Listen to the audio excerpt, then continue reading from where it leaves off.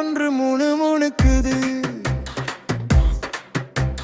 செந்நீரின் மணலிலே செம்மையான வரலாறு பிறப்புது. திருச்செந்தூரை தெய்வம் தானே தேர்ந்தெடுத்து வந்ததாம். வேலின் நாதம் இன்னும் மலைகளிலே முழங்குதடா. அரகன் சுரபத்தும் மன்னகம் பாவம் அதிகரித்த காலத்தில் தேவர்களின் நிம்மதி தரையில் தூசியாகி போகையில் அம்மா பார்வதி தயை கொண்டு சிவபெருமான் அருள் கொண்டு ஆறுமுகமாய் அருள் வாங்கி அரக்கன் முடிவுக்காக வந்தான் தேவன். அவன் பாதம் பதித்த நீளம் தெற்கின் திருச்செந்தூரானது. கடலின் மீது காற்றே சொன்னது, இங்கேதான் சாமி யுத்தம் செய்தான் என்று.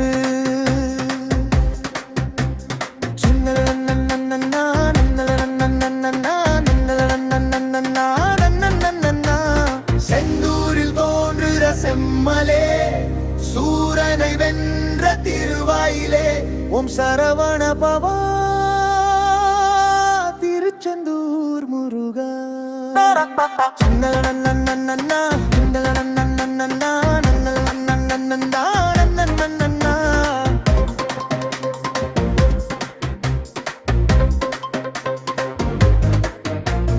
அலையலையாக கொந்தளித்த பெருங்கடலின் ஓரத்தில் நின்று அரக்கனை அழிக்கவே அமரர்கள் அனைவரும் பார்த்தனர். உணங்காற்றோடு பாடியது அவனது வேலின் சத்தத்தை. உலகிற்கு நீதி காப்பவன் இவன் தான் என்று சொன்னது. சுருபத் மன்னிருநாட்சியை சுருபச் செய்த சூரவித்தை வேலொன்று போதுமே தர்மத்தை காக்க இந்த உலகில்.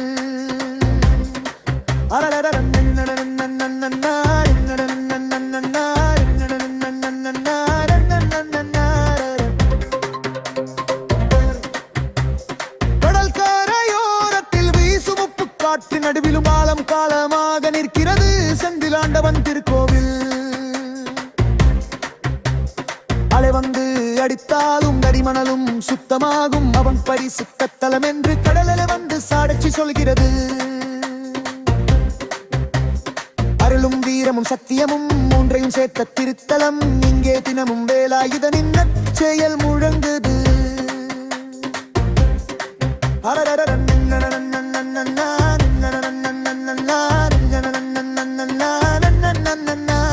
சிந்தனைகள் சுத்தமாகும் செந்தூரின் மனவாசலில் சின்னம் முயற்சிக்கும் கூட சாமியின் அருள் கிடைக்கும். பழமையான சிகரத்திலும் திருமுருகர் திகழ்வது அவனது நாமம் ஜபிக்க அலை கூட அன்பு காட்டுது.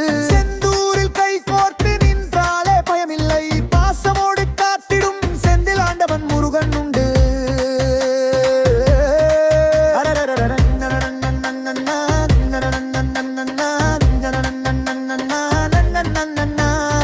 ஆறுமுகமும் ஒளியாய் கையில் வேலும் நீதியாய் அருளில் ஆழ்ந்த சாத்திராமாய் கடலை அணைத்து நின்று கொண்டா. இந்த தமிழ்நாட்டின் நாடரவான காவலனே சிவபெருமானின் சிந்தனையாகி அரணை பொழியும் செந்தில்